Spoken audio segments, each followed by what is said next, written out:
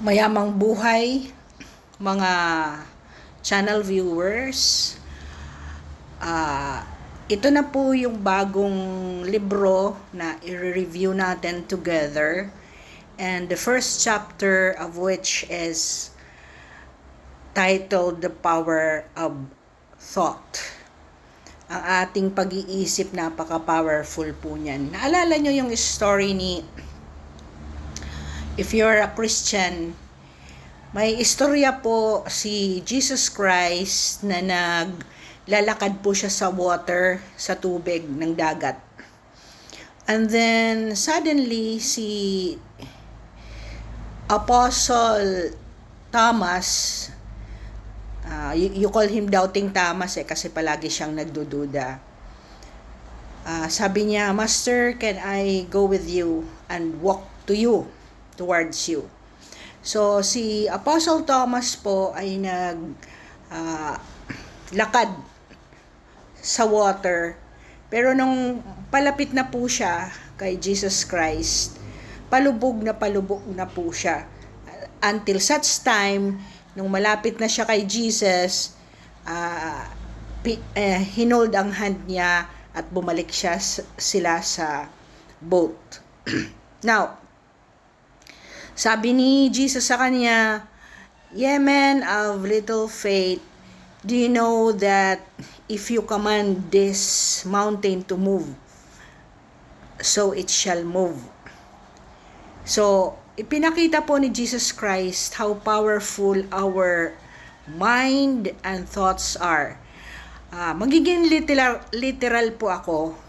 Sino po ba ang makaka-question ngayon na with the machine, nakakalipat po tayo ng mga bundok at ginagawa nating feeling material, ginagawa nating flat ang mga bundok na yan. So, ang istorya sa chapter 1 na to is about the power of thought. Sabi ni author, 25,000 katao in 25 years ang paggawa ng libro na to. At lahat ng 25,000 more than na mga rich people na kanyang in-interview in 25 years, isa po ang number one element. Kagaya sa Why We Want You to Be Rich, ang isang sikreto ng mayayaman ay ang pagiging matigas ng ulo na kahit ano ang setbacks or failure, sila ay nagpapatuloy mag-succeed. Alam niyo yung story ng 3 feet from the gold? Ito yung istorya kasi way back in 18th century, ang mga tao po ay nag-gold rush sa California. Itong istorya ni Napoleon Hill na si R.U. Darby ay nagdig ng gold with his nephew at 3 feet na lang away. Iniwan nila kasi sa umpisa nagkaroon muna ng ore and then naubos yata. They had been digging and digging, wala nang lumalabas. Ngayon may isang magbubuti or sa atin magbubuti or mga ngalakal ay binenta sa kanya ang kanilang mga machinery kasi nalulugi na dahil pagod na.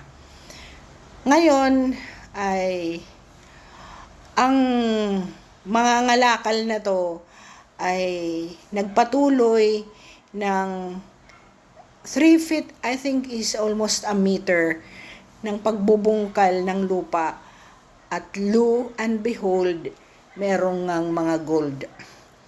Of course, this is a fictional story of Napoleon Hill, pero meron pong totoong nangyari na in the 18th century, 1850 to 1860, si Samuel Bana ay dating Mormon na lumago muna sa gold rush ng California.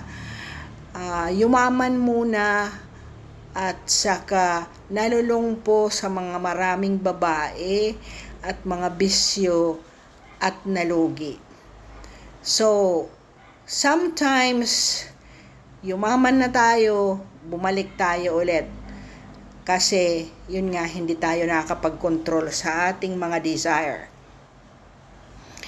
And when you think of failure, definitely sa isang araw mo mag-fail ka.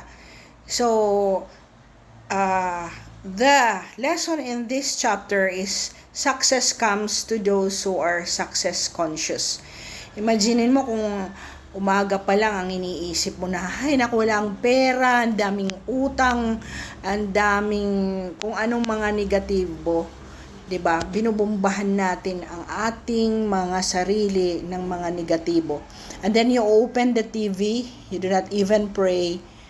Ayan, puro negatibo. Pag open mo sa YouTube, puro din mga negatibo. So, in the first action, kailangan ay nakafocus ka.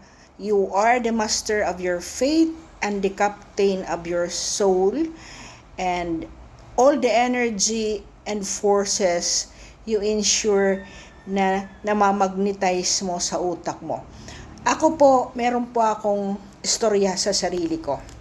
Nang ako po ay nayulanda, nakita nyo naman kung ilang taon ka noon, ay talagang hindi mo ma-explain ang devastation.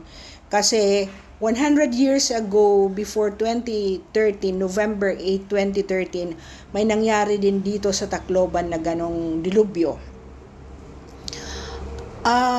Paralisado po ako, but then, ang pagkakamali ko, nakinig po ako sa aking mga kapatid na mag-migrate sa Amerika. But from the very first time, ayaw ko po talagang magma-migrate sa Amerika. So negative po ang aking. When everyone is enchanted to go to America, ako po yung batang walang kagana-ganang pumunta ng Amerika. But by force of fate, kailangan kong pumunta ng Amerika kasi mag-i-expire po ang aking petition. But then, I said, hindi ko gusto kasi director na rin ako sa gobyerno. Kaya, kumbaga, nasanay ako na, alam niyo naman ang gobyerno, pag you have your own big office, may sekretarya ka, and even if you are going to give the training, babasahin mo na lang or i-deliver mo na lang yung slides mo. To make the story short, ako po ay naging manager din sa isang care home doon sa Amerika. But then, hindi po ako nakapagtagal, although nag-aral din ako. I wanted to become a lawyer in California and, challenge the bar kahit hindi ako tapos ng law, but I took up paralegal course there. Kaya lang, within me, alam mo yun, it is shouting that I would fail and I don't like it there. Kasi hindi po, kaya kayo kung may mga relatives kayo na hindi naghe-help sa inyo at nasa Amerika at ibang bansa, napakahirap po ng buhay nila doon. Do not believe that their life there just because, they're posting pictures ay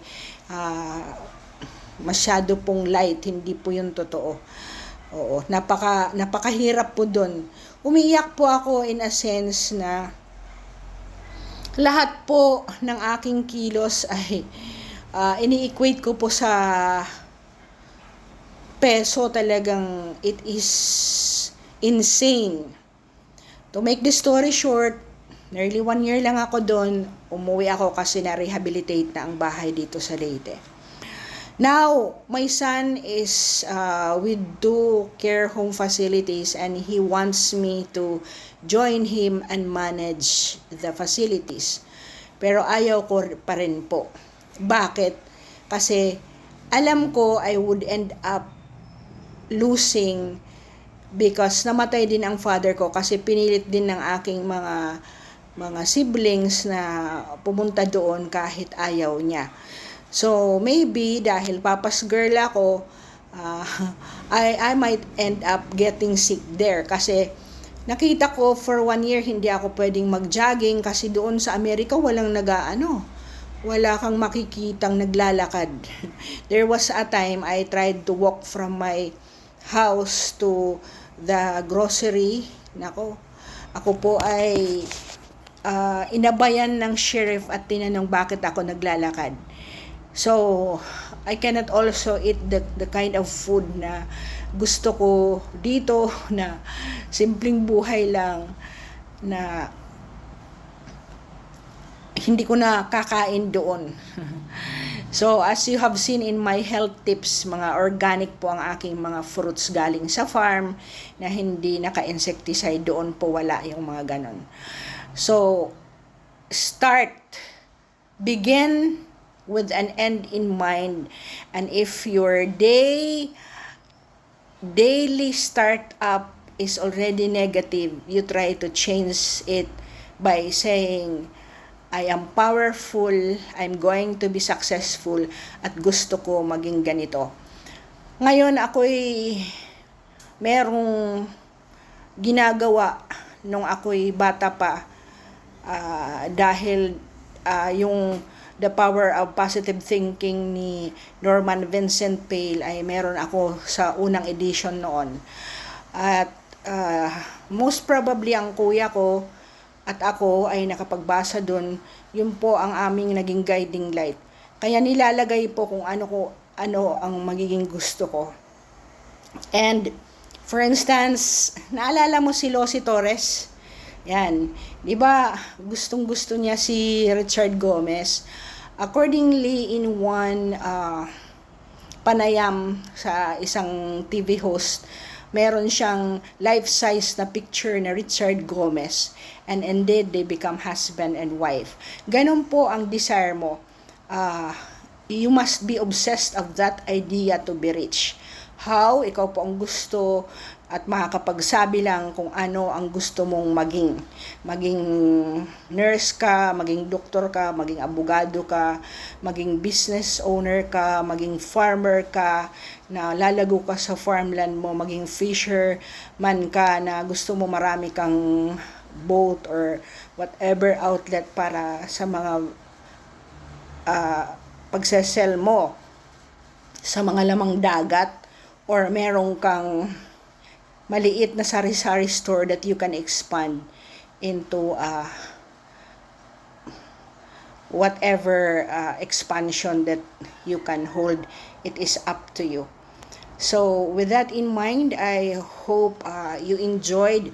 Mag-start po tayo sa isang araw at kada araw or every day of our lives that we say, thank you God, and I want to end this day with this goal.